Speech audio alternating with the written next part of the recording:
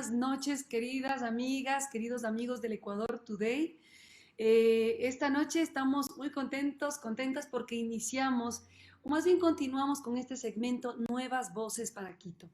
Y hoy nos acompaña Ricardo Buitrón, él es coordinador general del Cabildo Cívico de Quito, también es miembro de Acción Ecológica y bueno, un colega sociólogo. Qué gusto tenerte, Ricardo. Bueno tener en este espacio más sociólogos que están pensando la ciudad. Conocemos de tu trabajo más comprometido, más ligado al ámbito de la acción ecológica, el tema de ambiente, pero ahora estás en esto que se llama el Cabildo Cívico de Quito. Cuéntanos quiénes son, qué representan y cuáles son las propuestas que nos hacen a Quito. Buenas tardes, buenas noches, Ricardo. Buenas tardes, buenas noches. Gracias por invitarme a participar en este espacio. Bueno, empezando por describir un poco qué es el Cabildo Cívico de Quito. Nosotros nos conformamos formalmente en febrero del año 2019. El Cabildo es un espacio de articulación que reúne a organizaciones y personas diferentes de la ciudad. Estamos alrededor de 100 personas y organizaciones con diversos intereses en diversas temáticas en la ciudad. Temas que van desde la cultura, la educación, la salud, la movilidad, el ambiente, las actividades productivas, la defensa de los derechos, la inclusión, entre tantas otras. Esa diversidad nos ha permitido pues constituir y crear espacios de trabajo distintos, pero que de alguna manera tratan de interrelacionar las diferentes actividades del Cabildo y de sus organizaciones para hacer propuestas para la ciudad. De hecho, nos conformamos antes del 2019 para interrogar a los futuros, en esa época, candidatos a la alcaldía de Quito, para decirles nuestras preocupaciones sobre la ciudad y para expresar además nuestras propuestas. Nosotros les planteamos una serie de temas y fue una iniciativa muy fuerte, muy interesante. Y así un poco nació, nos amparamos en la ordenanza 102 que establece la posibilidad de que se cree un cabildo y nosotros nos constituimos como Cabildo Cívico de Quito. Muchísimas gracias, Ricardo. Sí, muy interesante este espacio y más en un momento donde se ve esta crisis que está viviendo la ciudad. Que, bueno, tú y yo sabemos, pues no es una crisis actual, pero parece ser que en este momento como que los quiteños, las quiteñas dicen, basta ya. Sí, quizás los problemas que ha ocurrido con el alcalde también nos ponen en una situación de decisiones extremas, ¿no? Incluso se está planteando la salida del alcalde, que quizás ya lo analizamos. Pero claro, este repensar la ciudad, tú dices también con los ciudadanos, porque como vemos es un espacio que no está conectado directamente con la administración municipal, aunque estamos pues viendo esto, cómo está funcionando la administración, ¿no? Y ahí mi pregunta sería, Ricardo, ¿cuáles son esos problemas que ustedes están analizando desde esta observación que hacen? Pero también cómo, ¿no es cierto?, nosotros como ciudadanos podemos vincularnos, porque lo que parece que está pasando es que estos problemas que acarrea la ciudad no son recientes, ¿sí? Son problemas que ya vienen de años atrás y que quizás hoy los ciudadanos nos estamos dando cuenta de ello. Ante eso, ¿qué hacer? ¿Y cómo están haciendo ustedes también, ¿no? Esta especie de observancia, pero a la vez también de fiscalización ciudadana. A ver, sí, nosotros somos una organización independiente del municipio, somos una organización de ciudadanos, de personas, de organizaciones que ya tienen muchos años incluso de trayectoria y de trabajo en temas de ciudad, en temas ambientales, en temas rurales. A veces se asocia un poco el distrito como la parte únicamente de asfalto, pero el distrito es más, es todo el sector rural también. Y en ese sentido, nosotros hemos analizado algunos elementos que creo que son importantes mencionar. Efectivamente, como dijiste hace un rato, no es un problema de ahora, si bien ahora aflora una serie de complicaciones por el tema de problemas contractuales, digamos, una falta de dirección de la ciudad, hay un proceso en marcha para hacer la revocatoria del alcalde, pero hay un problema de fondo que no viene exclusivamente en esta administración. Viene ya de varias administraciones anteriores. Hay un problema estructural de fondo en la administración de la ciudad, en la falta de una gestión de la ciudad, en un problema que tiene que ver con una estructura orgánica funcional que ya no responde a las necesidades urbanas, ni a la complejidad, ni al crecimiento de la ciudad. Estamos hablando de problemas que se han ido acumulando. Hay un peso muy grande en la administración de la ciudad, más de 20,000 funcionarios, una estructura muy pesada, muy densa, muy compartimentada, en la cual secretarías, empresas públicas, direcciones no logran ni siquiera tener un plan único de ciudad y cada una parece una isla, cada una tiene sus propios planes operativos cuando los tienen. Nosotros hemos podido comprobar en los últimos meses que hay secretarías como la de ambiente que ni siquiera tiene un plan adecuado para el manejo de la ciudad, o la empresa de desarrollo de vivienda, por ejemplo, tampoco, o si lo tienen está aislado, no responde. Yo creo que hay un problema de fondo también con la falta de continuidad, porque no es que no se han creado, digamos, herramientas o no se han hecho diagnósticos de los problemas de la ciudad, se han hecho planes. Pongo un ejemplo, el primer plan completo de movilidad de un sistema de transporte público se hizo hace más de 20 años. Ahí se implementaron los corredores de buses articulados. El problema de fondo es que, y ese es el problema uno de los problemas de fondo, es que jamás se dio continuidad a ese plan de movilidad hecho hace 20 años. Cada que llega una nueva administración se inventa el agua tibia o echan al traste por intereses particulares los planes existentes. Si hubiéramos completado el plan maestro de transporte masivo de la ciudad, elaborado con corredores exclusivos y buses articulados, tendríamos ahora transporte hasta, digamos, Carapungo, Carcelén, Guayabamba, El Quinche, Claro. Tambillo, y un sistema de calidad. El problema fue ¿Y qué que nunca administración se fue esta, completó. Ricardo? ¿Con qué A ver, administración? el que diseñó y montó el primer plan estructurado de ciudad fue la administración de Rodrigo Paz.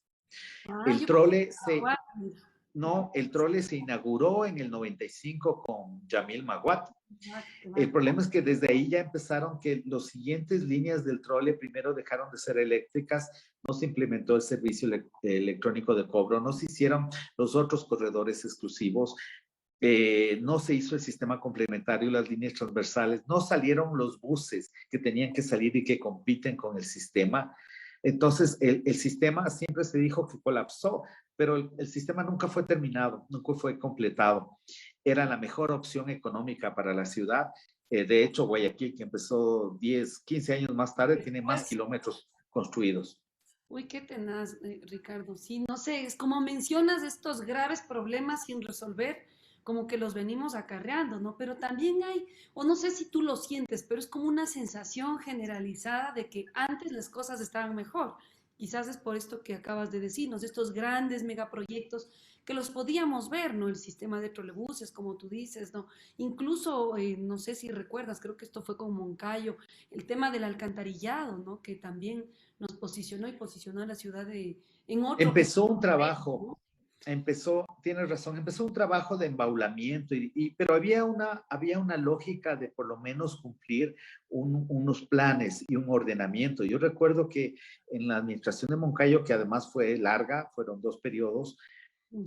algunos proyectos de estos megas no se hicieron porque no cumplían la normativa. Cambió de administración y se hicieron unos megaproyectos que taparon quebradas, se hicieron intercambiadores a la carta, se permitió un uso y ocupación del suelo que no respondía a lo que estaba planificado. Y empezó la debacle de la ciudad que fue acrecentándose con la influencia y la capacidad de hacer modificaciones de ya intereses inmobiliarios y de empresas constructoras.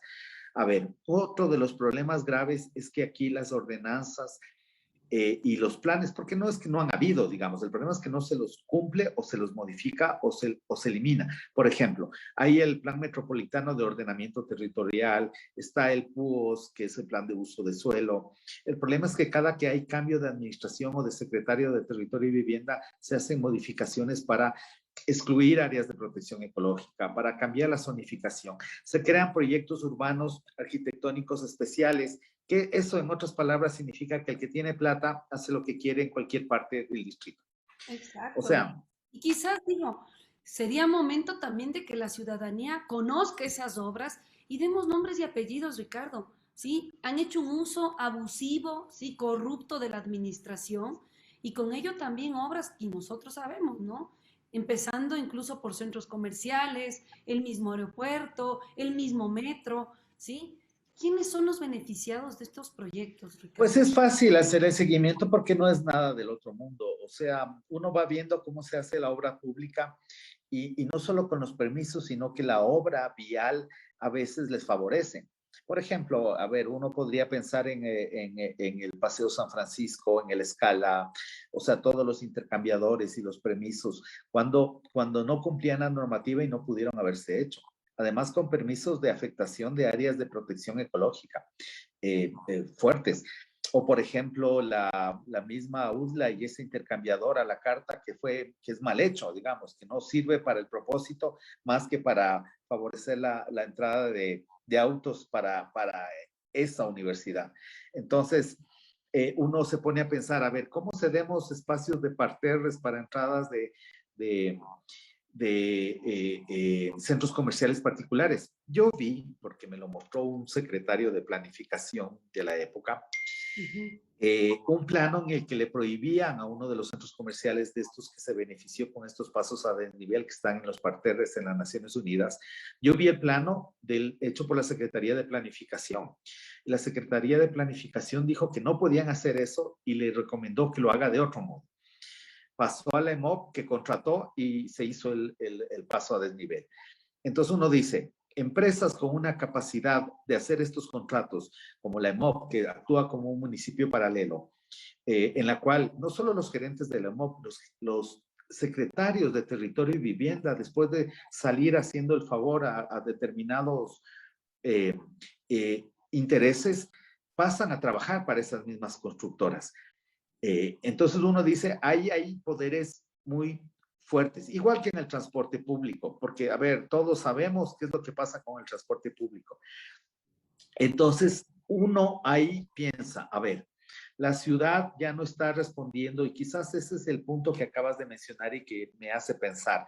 ¿Por qué antes era distinto? Quizás porque antes todavía existía una intencionalidad de defender el interés público, el interés común, de hacer planes. Pienso en el Bicentenario, en la misma administración ¿De de valor? Moncayo se hizo el plan del Bicentenario Ah, sí. y se hizo una ordenanza para que no sea topado, la ordenanza sobre todo. E incluso hubo un concurso con un arquitecto, Bilbao, donde se estableció un sitio y con una ordenanza no pasó nada. Las siguientes administraciones decidieron empezar a lotizar, a fraccionar, a construir cualquier cosa por fuera de un plan que ya estaba establecido.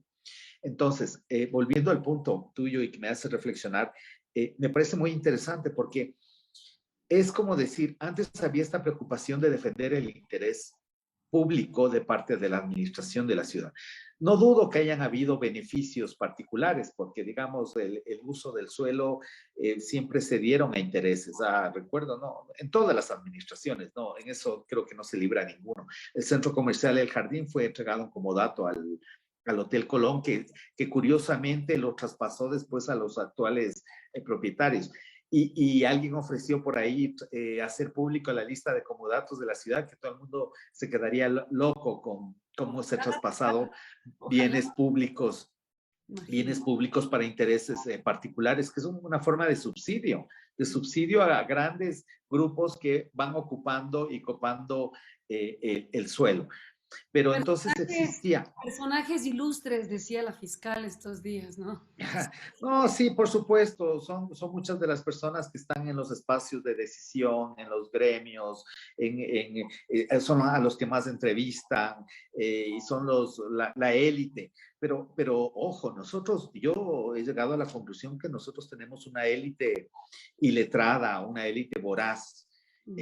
en el país, no solamente y se refleja en la ciudad de Quito.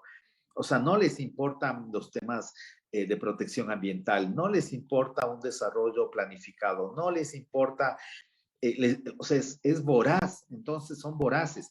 Y lo mismo pasa con las élites políticas, que son los administradores.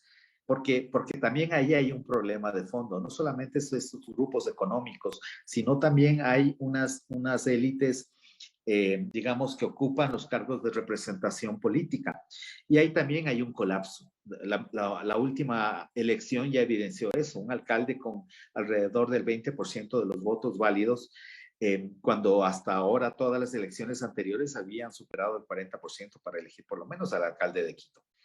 Pero además un fraccionamiento de los candidatos, de las propuestas, hay ya una falta de representatividad real. Exactamente. Y bueno, esa falta de representatividad, como tú dices, bueno, lo estamos viviendo ahora mismo, ¿no? Como tú decías, un consejo también dividido y que parece que obedece a intereses que van más allá incluso de las fuerzas políticas que les llevaron a ocupar esas curules, que ya uno diría, bueno, si no nos representan a los ciudadanos, por lo menos pónganse de acuerdo entre ustedes, ¿no? Pero ni eso. Entonces yo digo, esta falta de representatividad, Ricardo, de sentir que ni siquiera, o sea, los concejales que deberían estar ahí por luchar, a luchar por nuestros derechos, pues no lo tenemos. ¿Qué podemos hacer? ¿Sí? O sea, tú dices, hay una crisis estructural en el modelo de la ciudad, pero también hay una crisis, yo creo, estructural en cómo nos sentimos representados. Y yo creo que no es un problema solo de los quiteños, ¿no? Entonces, quizás yo haciendo una reflexión digo, ¿por qué antes la fuerza del gobierno local era mucho más visible, la gente como que confiaba más, incluso acuérdate que teníamos alcaldes reelectos, ¿no? O sea, con todas las críticas que podamos hacer a León o a Nebot, pues se han reelegido, ¿no? Había como un sentido, un proyecto de ciudad criticable si quieres tú, pero había una continuidad de un proyecto. Lo mismo en Cuenca, quizás lo mismo en Quito. ¿Será, no sé, aquí te pregunto, y más tú como sociólogos, esta crisis del centralismo que se vive llegando, digo, con la transición hacia la democracia, ¿no? De alguna forma posiciona a los gobiernos locales. Pero, no sé, quizás la llegada de la RC, los 10 últimos años, ¿no es cierto? Este excesivo centralismo, de alguna manera también desconecta la importancia de las ciudades y se refleja principalmente en Quito. ¿Cuál fue ese proyecto? ¿Tú cómo dirías? No sé, ¿cómo evaluarías la administración de los últimos años en Quito? A ver, yo voy a empezar poniendo un ejemplo de lo que pasa en la realidad con los concejales ahora. Se está discutiendo un proyecto en Cumbayá, en los valles, el proyecto botánico, y resulta que los concejales se desayunan de que lo que aprobaron en consejo no era solamente una estación de transferencia, sino que estaba asociado a un megaproyecto de construcción afectando áreas de protección ecológica. Pero uno dice, ¿no leyeron los informes? Está todo en los informes. ¿Cómo aprobaron una cosa de estas? Tienen asesores, tienen gente atrás, tienen bloques, tienen esto. Entonces hay un desconocimiento. A mí me preocupa porque el problema no solamente el alcalde. Yo creo que hay una inercia en los concejales que han estado 2 años aprobando un montón de cosas. Además son miembros de los directorios de las empresas. Y yo veo que algunos concejales salen a denunciar públicamente, dice, pero la empresa de agua pasa esto, pero si usted es miembro del directorio de la empresa de agua y esto usted lo denuncia porque se hizo público gracias a los medios, a personas que hacen investigación. No lo denuncia porque usted como parte del directorio se dio cuenta de que están haciendo contratos chuecos, de que hay problemas administrativos, de gestión. Entonces, es un paquete completo de esta falta, no solo de representatividad, sino también ya de conocimiento sobre la ciudad. La ciudad les está quedando grande a la administración y a la representación política. Eso hay que modificar totalmente. Ahora, volviendo al tema este de qué ha pasado un poco en todos estos años, es contradictorio lo que acabas de decir en el sentido de que efectivamente las ciudades son ya las de mayor crecimiento, digamos, Quito es más grande que Guayaquil. O sea, Quito se convirtió en la ciudad más grande del país cuando era impensable eso hace una década. Era Guayaquil el que tenía un ritmo de crecimiento muy alto. Ahora Quito le empieza a superar, las ciudades concentran la mayoría de la población. Hasta hace una década hablábamos de 60% de población concentrada en el sector rural y 40% en las ciudades todavía. Ya ahora es al revés. Y eso significa que el poder también se está concentrando en los centros urbanos, el poder económico, y no hay talas centralidades, porque uno podría decir, Quito ha concentrado el poder económico y político, parecería. No es real cuando uno analiza las cifras de inversión del gobierno nacional en ciudades como Guayaquil. O sea, digamos, Quito recauda más impuestos, pero entrega más recursos a Guayaquil que recauda menos impuestos. O sea, uno podría incluso... Claro, porque esa ha sido la crítica de los guayaquileños, ¿no? Exacto, se pasan quejando, pero recaudan menos impuestos y el Estado central les transfiere mucho más por el poder económico que tienen ahí los grupos, ciertos grupos. Políticos mismos, ¿no? Exacto, y claro, uno podría decir por el centralismo, Quito debió haber estado ya en otra situación y no, más bien nos ha perjudicado. Las últimas décadas nos ha perjudicado porque ese centralismo, digamos, y esa forma de hacer política hizo que adoptáramos un modelo, el modelo de administración de la ciudad igual al del gobierno. Secretarías, direcciones, se adoptó exactamente el mismo modelo de gobierno, lo cual es absurdo. Se adoptó también una Cuando dices distribución el distrital. mismo modelo de gobierno, es decir, esta, no sé, ¿a qué te referirías? ¿A dividir de Ah, alguna forma la administración en varias sí, esferas? sí, sí. O sea, es casi como que adoptamos esta lógica que empezó digamos, el órgano de planificación Planes para el Quito. es como que lo traspolaron a Quito creyendo que eso era la non plus ultra, y lo que hizo fue trastocar ya una administración que ya tenía problemas por su crecimiento y por su falta de entender la lógica de territorial urbana. Entonces, extrapolaron un modelo que ahora se muestra que es totalmente ya inútil para resolver sobre la ciudad y que tiene que ser transformado. Y habían algunos elementos que también se planearon hace años. O sea, uno no se explica cómo Quito, que hace muchos años ya se convirtió en distrito metropolitano y tenía que establecer su estatuto autonómico. Ya Moncayo había dejado un borrador de propuesta y uno no se explica cómo pasan, y esto también va a pasar y no va a pasar absolutamente nada. O sea, 3 administraciones que no son capaces de implementar el estatuto necesario para el distrito metropolitano de Quito para que cambie un poco la estructura no solamente de forma de manejar la ciudad administrativamente, sino también otro concepto territorial y de uso de suelo y algunas líneas fundamentales, el tema ambiental.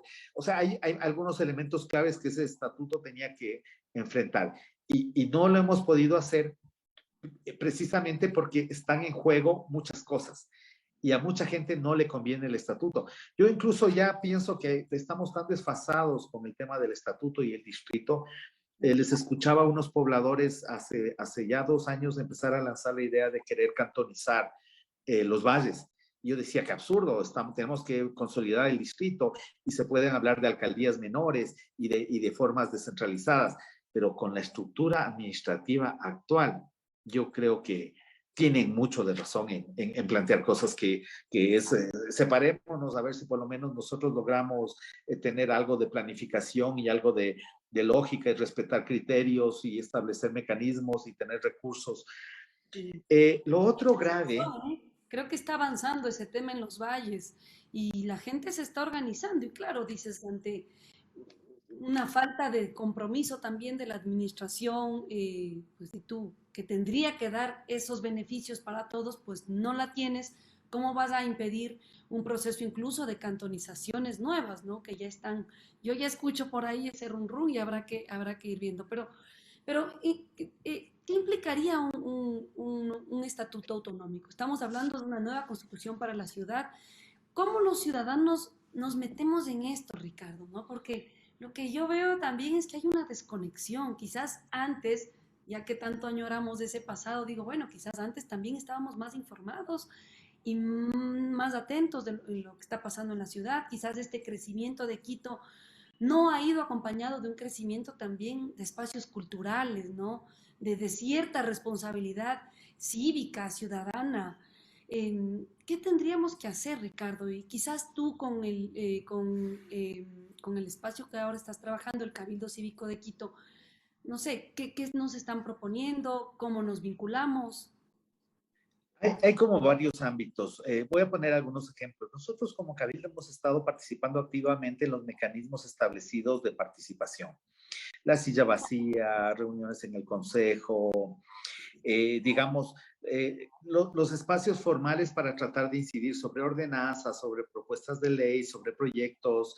Hemos hecho propuestas además porque, digamos, un ámbito es el ámbito de la participación política formal e institucional que permite el municipio. De hecho, la misma revocatoria es un proceso que parte de algo establecido en la normativa nacional y municipal. Entonces uno dice, hay mecanismos, pero no son efectivos. Hay un divorcio entre los mecanismos de participación porque no se llega al grado de decisión y ese es uno de los límites.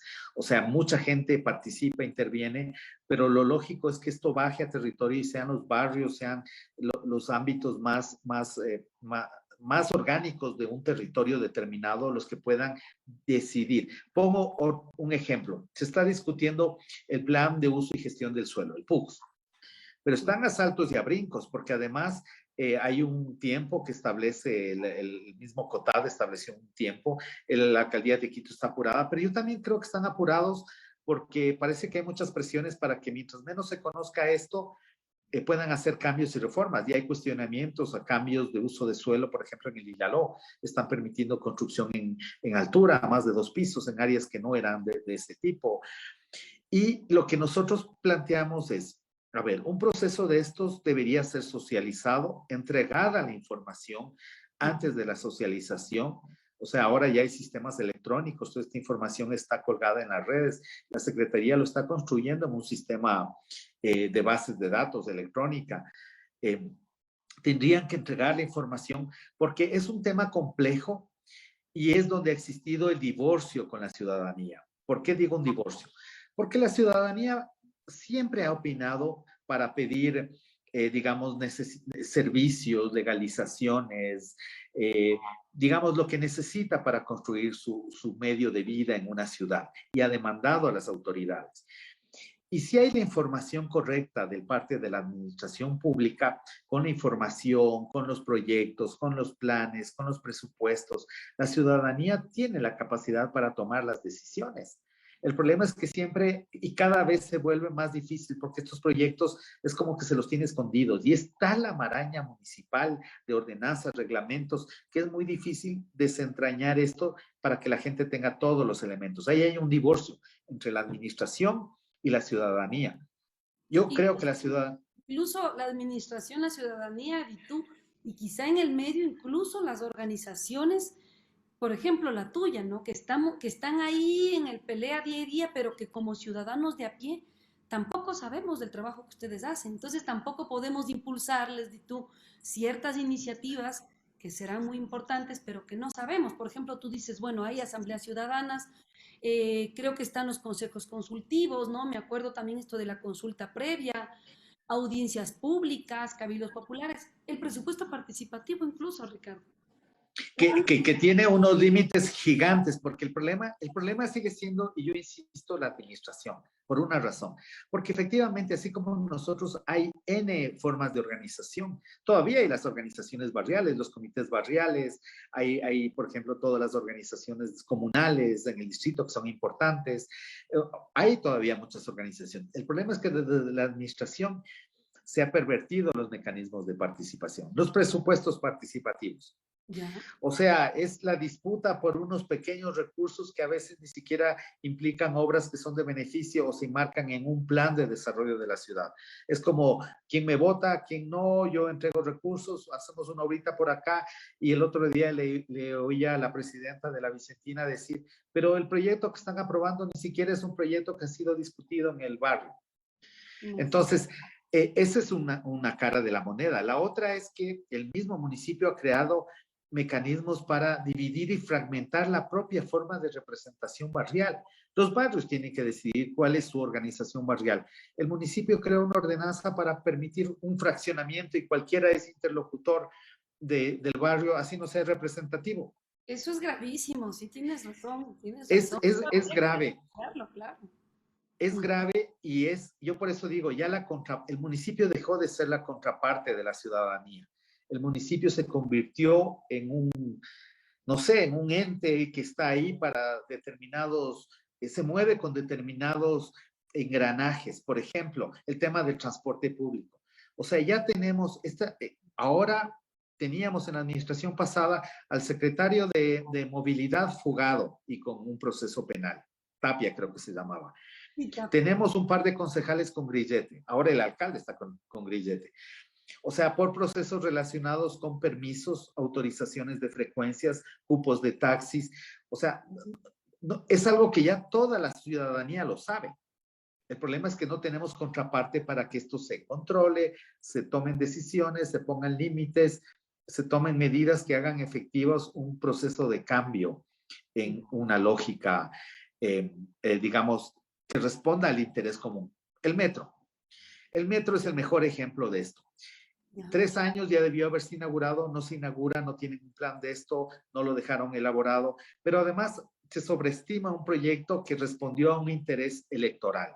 Yo soy testigo de cómo se decidió hacer un proyecto que no respondía a un estudio comparativo de sistemas de transporte masivo para decir si era la mejor o no opción para la ciudad. Es fabuloso, los metros son fabulosos, pero eso sí hay una malla de metros, digamos, de rutas paralelas, transversales, pero hay un problema de fondo que en la ciudad como la nuestra le pone el límite total, el costo. El costo le está pasando la factura ahora al municipio. ¿No? Porque costo, Y no digo el costo solamente de construcción. Ojo, estamos recién empezando a pagar y la mayoría del presupuesto de la ciudad se va para el metro, como se fue en los últimos 7 años, desde que empezó el proyecto. Y se irá en los subsidios, porque además, ¿a quién se le ocurre hacer un metro debajo del otro sistema de transporte masivo existente? Solo para darte un par de datos. El sistema de transporte trolebús diseñado por la ciudad es un transporte masivo. Movía ya hace 10 años, digamos que hasta el 2016, 2015, movía más del 40% de los viajes que se hacen en el mismo sentido longitudinal. Todos los corredores son longitudinales, están ubicados en esta parte de este corredor de 40 kilómetros por 6 de ancho que tiene la ciudad.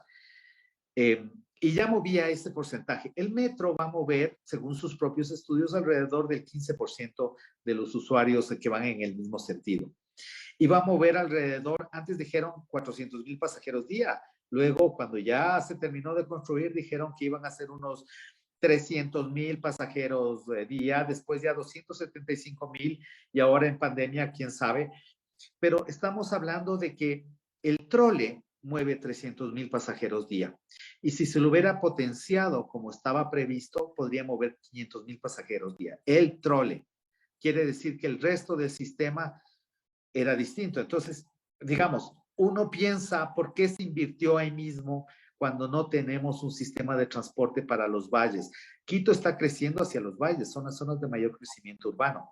Con lo que costó el metro, se hubieran podido hacer más de 500 kilómetros de corredores del trole eléctricos.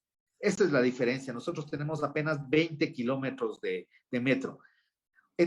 Y yo digo, ¿cómo es que no se discutió? Pero ahí no solo hay responsabilidad la novelería de quién era, o sea, digo, habrá que ver, ¿no? Sí, nos decían que íbamos a ir como en París, y Quito ya entraba a la modernidad y se ve que no han viajado nunca en metro en París a las 5 de la mañana, porque, claro, digamos, yo bueno, no sé si ese es... México, ¿no? O sea, que sí, pero, digamos, Quito ahí perdió una posibilidad muy fuerte y nos dejó atados porque, claro, no hay obras para hacer lo que se necesita, que es toda la parte complementaria, no hay recursos para hacer lo que se necesita, la parte complementaria del sistema de transporte público, eso es inversión, se necesita mucha inversión pública. Entonces, son estos cantos de sirena. Claro, y ante eso incluso di tú, todos los metros en América Latina han tenido inversión nacional del gobierno central. Yo no sé por qué nosotros somos los únicos que nos asumimos el metro como que si tuviéramos toda la inversión, ¿no? Incluso No, el pero sí, sí hubo una parte de inversión metro de de gobierno, Medellín, no sé si sepas. pero todos los metros en el mundo son subsidiados, Sí. porque todo el transporte público masivo en el mundo es subsidiado por muchas razones. Eso es lo que a veces no se comprende. Pero digamos que ya tiene que funcionar, ya está, digamos, porque eso es lo que me dice mucha gente, pero ya está el metro, ¿qué sacas cuestionando? Yo digo, ya está, pero falta el resto. Y no solo falta el resto, eso va a ser ¿Cómo lo vamos a operar? Ujú. exacto. Entonces, cuando nosotros hacemos estas obras por fuera de una lógica de planificación, y yo responsabilizo también en estos megaproyectos y en estas cosas grandes que suceden, a estos mismos poderes que también se reproducen en los medios y todo esto. Ujú. Cuando nosotros les planteábamos un debate sobre el metro, no nos dieron espacio en ningún sitio, los medios ni el propio municipio. Cuando nosotros les planteábamos un debate sobre el Bicentenario, ¿cómo es que van a hacer un centro de exposiciones en el Bicentenario? No nos dieron, son estos cantos de sirena, parece que es una obrita porque hay, es como el aeropuerto, es la torre más alta, la pista más larga, el edificio más alto, o sea, hay algún problema de complejos de la élite pública y económica de la ciudad. O sea, todo quiere que ya con eso entramos a la modernidad. Cuando, digamos, la administración tiene que contemplar un montón de otros elementos. Y ahí me preocupa a mí lo que está pasando, por ejemplo, en el tema del consejo.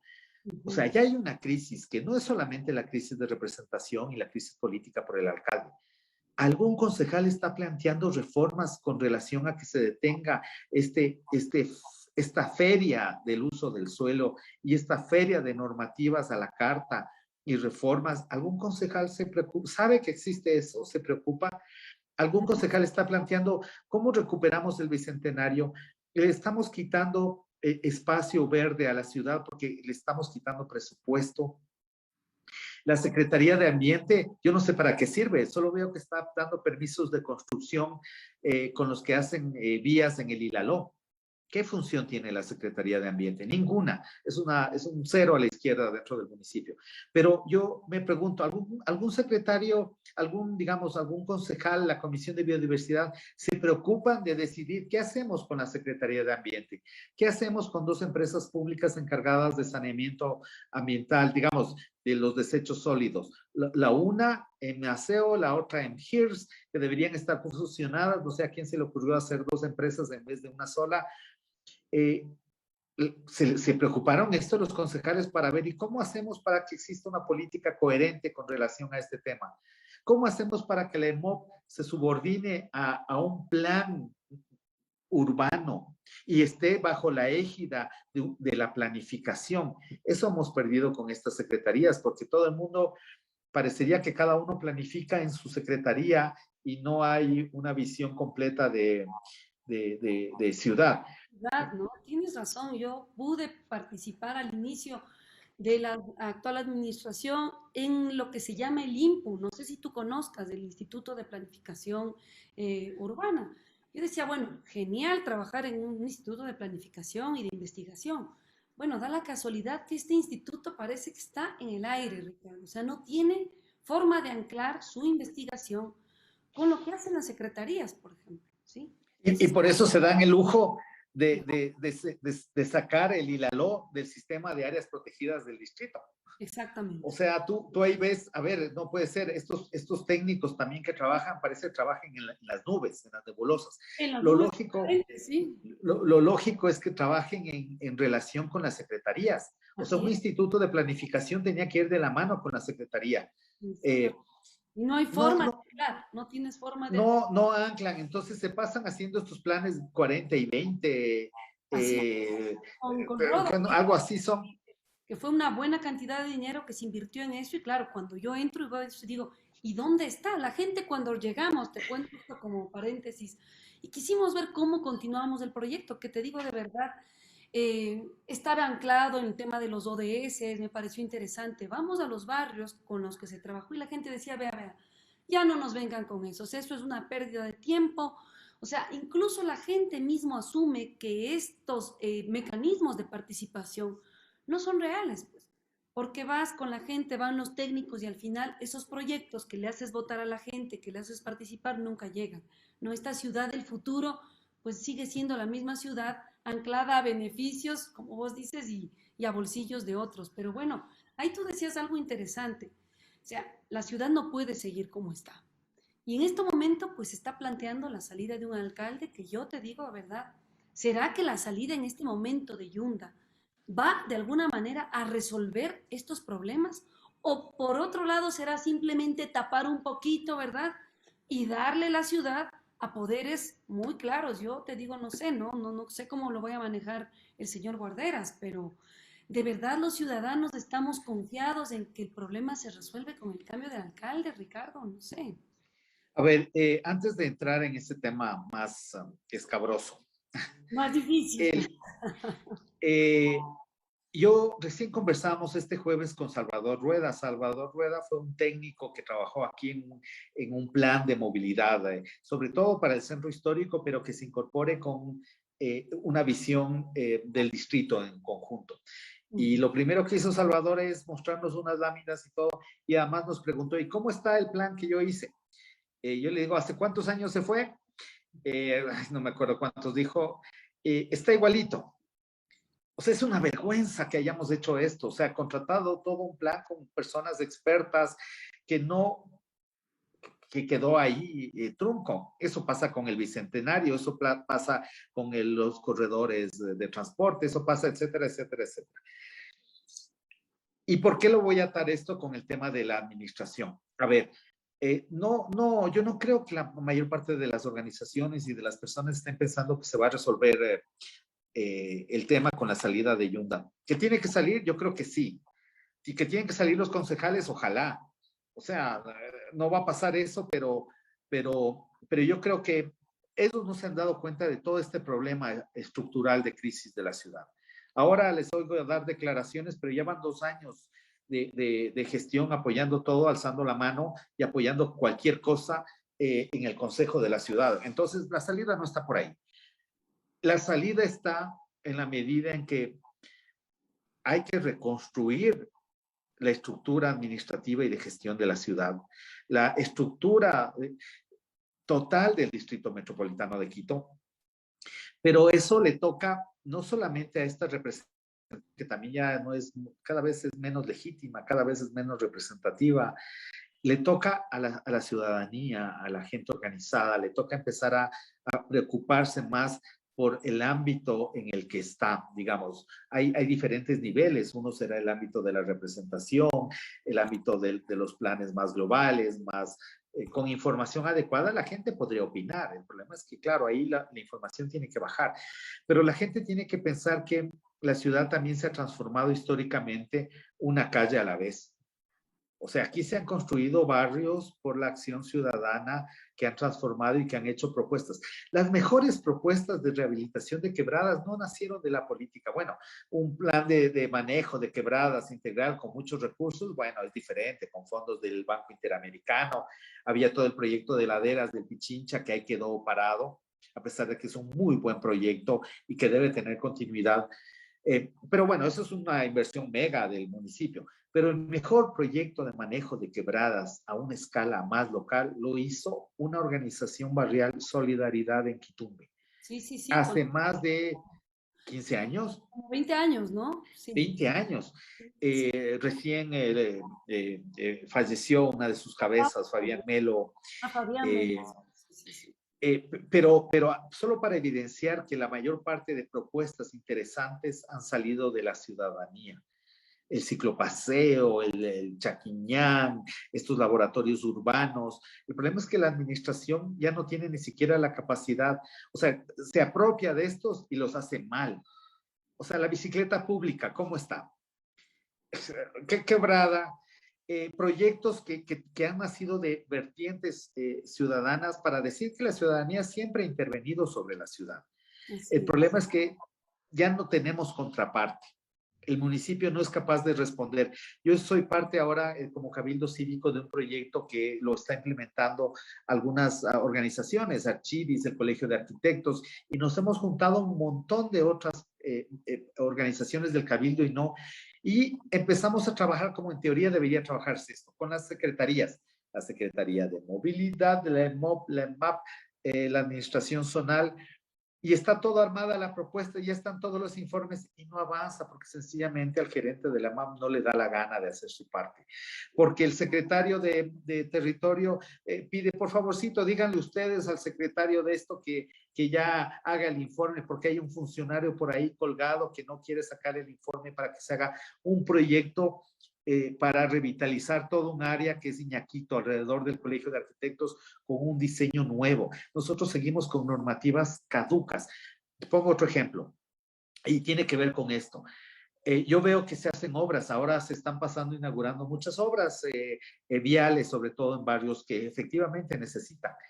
Pero yo veo la obra y digo, uy, no puede ser que sigamos haciendo las obras, o sea, 12 metros de adoquinado con unos bordillos sin veredas, por supuesto, porque las veredas, o sea, cree que la gente, que los únicos que se movilizan son los carros. Y la gente, cuando es al revés, la mayoría de la gente no tiene vehículo.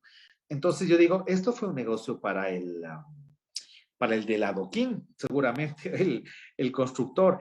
Pero yo digo, si le hubieran preguntado a la gente del barrio antes de hacer esto, oye, ¿y cómo quisieran ustedes hacer la calle? Capaz que ahí hubieran dicho las mamás, pero ¿y por dónde vamos a caminar? Y capaz que hubieran dicho, oigan, ¿y no vamos a sembrar árboles en las veredas? Ah, y capaz que ahí se les ocurría que tenían que hacer veredas.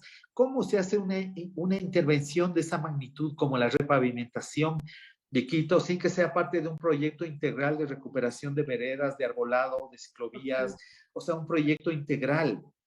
Y les dijimos, porque Está no es... dispuesta a apoyar, ¿no? El tema incluso de las mingas, Ricardo. Yo he ido a barrios populares, la gente dice, vea, nosotros ponemos la mano de obra. La gente está dispuesta a hacerlo, pero parece que hay sectores que no les interesa, o sea, en el afán de ganar para ellos solos. Y No cuesta se- más hacer una obra mal hecha y de este tipo que hacer una obra con menos recursos, pero que incorpore algunos otros elementos que piense en la gente, en el espacio público, en que la mayoría de la gente camina, en la ciudad se camina mucho por el costo de los pasajes o sencillamente porque no hay buses que llegan hasta su sitio de vivienda. Entonces la gente camina y solo se piensan que van a entrar automóviles.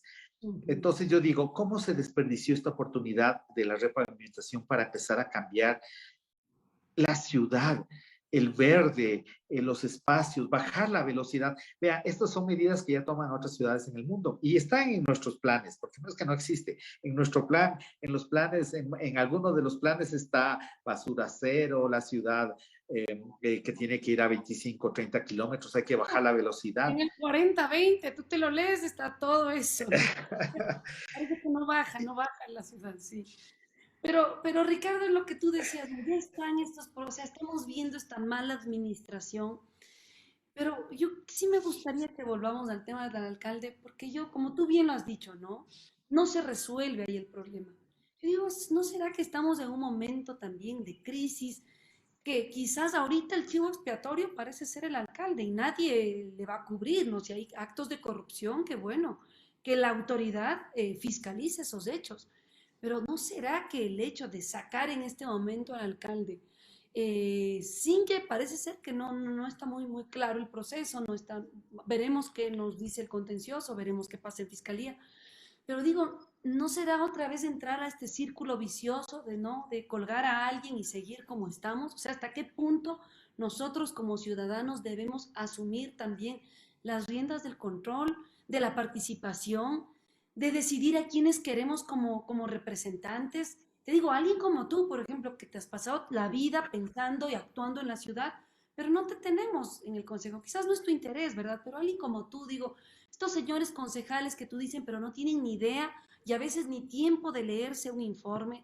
O sea, ¿qué hacen ahí representándonos? Entonces, ¿hasta qué punto nosotros, sí, como ciudadanos, también tenemos pues los representantes que hemos votado, Ricardo?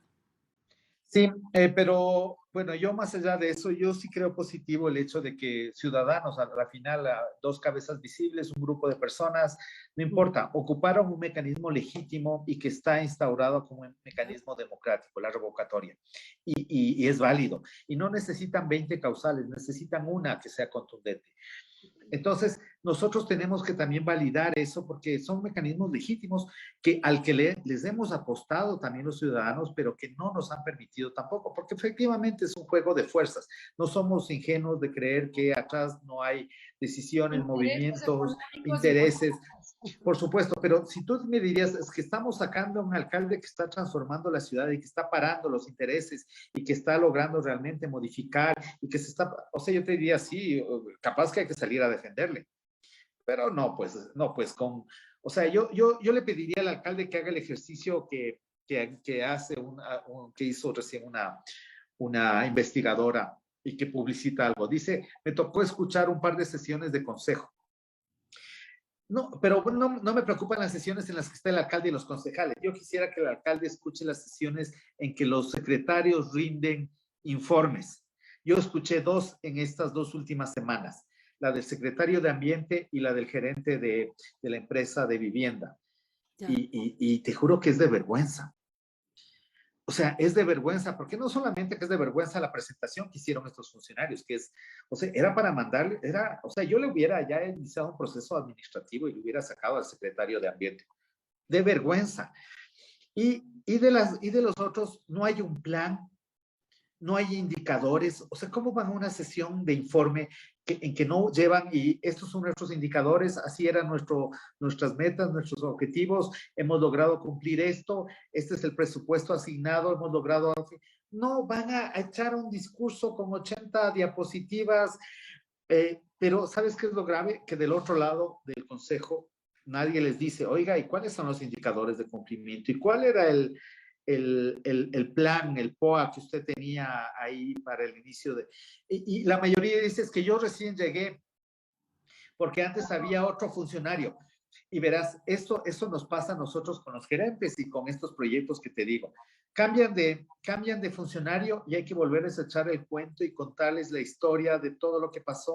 Y lo peor es que actúan igual que en el gobierno nacional. Cambian de ministro y dicen, no sé, antes había otro ministro. A ver, por Dios, ni siquiera comprenden la estructura del Estado y no saben que ellos asumen un rol de Estado y que el Estado va más allá de las administraciones. Por eso cada que nos demandan en la Corte Interamericana de Derechos Humanos, el que paga es el Estado y obviamente los ciudadanos que somos los únicos que permanecemos y quedaremos para siempre para pagar los Exacto. errores, las culpas, las negligencias, las corruptelas. Y que llegue un funcionario y que diga, es que antes había otra administración. No, señor, nosotros le interpelamos igual que hace alguien del barrio, porque el barrio tiene 25 años o 40 y el barrio ha permanecido y ha pasado por varias administraciones. Y si la administración de hace 2 años, de hace 3 periodos no lo hizo, usted es responsable porque es funcionario de la administración. Ni siquiera esto tan básico y tan elemental entienden los administradores públicos. Ujú. Imagínate el resto. Claro, bueno, y ahí esa ausencia total de autoridad y como tú dices, incluso del sentirme pues servidor público, ¿no? Tienes razón, yo tuve ahí un corto paso, te digo, por el municipio, pero claro, el sentirte también funcionario eh, requiere ciertas habilidades, te digo, porque como tal, ni siquiera tienes, como decir, los mecanismos para que el trabajo que tú estás haciendo, ¿sí? Lo puedas anclar, como te decía, ya en trabajos más concretos, ¿no? Entonces, como bien señalas, pues un trabajo más administrativo. Habrá que ir viendo, Ricardo, en qué termina el tema del alcalde, lo que sí merece atención y creo que el reconocimiento es este ejercicio participativo que han hecho los ciudadanos, que más allá de los resultados es decir, pues ya basta, ¿no? A Quito se le respeta y más que a Quito a nosotros como ciudadanos nos merecemos una ciudad, pues como vos dices, no estamos pagando nuestros impuestos, bueno, que se refleje también en obras y que se refleje pues principalmente en que no hayan estos actos de corrupción. Como señalabas, pues es necesario, más ahora yo creo que la ciudad está creciendo tanto, también esa responsabilidad de conocer, de reconocer, ¿no es cierto?, estos mecanismos participativos que existen, ¿no?, que están ahí, y de alguna forma también pues poder ir anclando nuevas soluciones, porque como bien señalas, no solamente depende de la administración, aunque bueno, ahí está, ¿no? Representan al Estado, pero también podemos empezar a interpelar. Yo te agradezco mucho, mucho, Ricardo. No sé, quizás algún mensaje final, alguna idea final que tengas para los amigos, amigas que nos están viendo. Yo sí quiero reiterar este tema de la acción y de la acción ciudadana en diferentes ámbitos. Uh -huh. La ciudad de Quito se ha caracterizado por ser capaz de movilizar en diferentes ámbitos, espacios. Hemos tenido a veces procesos un poco de letargo, pero hemos tenido procesos de mucha efervescencia ciudadana. Y aquí muchos barrios se construyeron a punta de esfuerzo, con movimientos importantes de las federaciones de barrios, los estudiantes, digamos, un sinnúmero de actores. Y yo creo que eso todavía está ahí. Han cambiado las formas, nos toca pensar nuevas formas de organización y de representación, porque ya llegan a sus límites. Yo creo que el mayor daño que le hicieron en este último periodo a esta lógica de participación fue montar un Estado, y digo a nivel nacional y a nivel municipal, porque se reprodujo, un mega Estado, una maraña de Estado. Aquí antepusimos leyes, o sea, imagínate leyes de más de 400 artículos que no se aplican. Lo mismo nos pasa con las ordenanzas. O sea, tenemos una dinámica de construcción que creemos que se basan al revés. En vez de que sean las leyes reflejo de los acuerdos ciudadanos, es al revés. Nos quieren imponer cuerpos normativos para que nos adaptemos a ellos. Entonces, hay que decirle a la ciudadanía que no se deje. O sea, hoy día veía a alguien que cuestionaba un trámite de estos engorrosos en la burocracia para nomás de algún requisito, de algún permiso de funcionamiento, de pedir permiso para un local, para su establecimiento. O sea, hay que empezar a bajarse estos mecanismos y hacerlos más ligeros, más fáciles para el ciudadano, de más fácil aplicación. Entré a un establecimiento y vi 20 sellitos de estos de permiso de bomberos, permiso hasta los de la música también, como es que se llama la SAICE, permiso de salud, permiso de esto, 10 permisos. Y yo estoy seguro que en cada inspección de permisos van 4 funcionarios, se dan la vuelta, no hacen a tiempo, cuando debería haber una sola institución técnica capaz de que va, verifica, hace un solo informe, una sola lógica, pero no. Tienen que ir los bomberos, tienen que ir los del cuerpo, tienen que... parece que hiciéramos un funcionamiento para justificar el trabajo de algunas personas. Y ojo, nosotros creamos este monstruo de administración en la cual hay un montón de secretarios, altos funcionarios, asesores, lo mismo que el Estado Central en el municipio, con unos sueldos exorbitantes para no hacer nada. Recién me enteré que ha habido una secretaría de resiliencia bueno, no me enteré en el cambio de administración. No me digas. Secretaría de resiliencia, por Dios, ¿a quién se le ocurrió? Como la de buen vivir. Exacto, es como para, y además, ¿qué concepto? Estos son los conceptos transversales que deberían involucrar a toda la lógica municipal, y nos inventamos un carguito para el amigo que dice Secretaría de Resiliencia. O sea, no puede ser. No puede ser. Entonces, si alguien no se ha dado cuenta de esto en el municipio y deja que las cosas sigan, creo que hay que cambiar al funcionario, al concejal, al alcalde. Si no se han dado cuenta de estas cosas, quiere decir que se necesita alguien que se dé cuenta y que intente transformar, cambiar la ciudad. Así es, Ricardo. Y tienes razón cuando mencionas y dices, a ver, no es cierto que los quiteños no participamos, ¿no? Esta ciudad se ha hecho a golpe y de participación, ¿no? A golpe de marchas y de alzar la voz. Habrá que ver qué ha pasado en los últimos años, Ricardo, ¿no? Y que esa acción política que llevamos en la sangre, yo creo que no solo los quiteños en sí, Ecuador es un país que no se queda callado, pues volverlo a activar. Y como vos decías, pues participar será nuestra única herramienta, ¿sí? Tomarnos esos espacios locales, tomarnos los espacios de decisión y empezar también a generar otro tipo de incidencia, ¿no? Otro tipo de organización y otro tipo de liderazgos. Creo que esta ciudad necesita nuevas caras, nuevas voces, ¿sí? Voces preparadas, informadas. Yo estoy contentísima de conversar contigo porque se ve que hay un material importantísimo que puede dar a la ciudad nuevas salidas. No es solo la crítica, no es solo decir no me gusta, hay gente que está trabajando, hay gente que está estudiando la ciudad y es necesario que esos trabajos pues sean tomados en cuenta por esta administración o por lo que venga, pero es necesario darle salidas. Yo te agradezco muchísimo, Ricardo. Ojalá nos puedas acompañar próximamente. Veamos qué pasa con el alcalde, pero como tú dices, eso no va a quedar ahí, hay que seguir. Así que te vemos pronto por aquí en el Ecuador Today. Gracias. Hasta Chao, luego. Ricardo. Muchas gracias.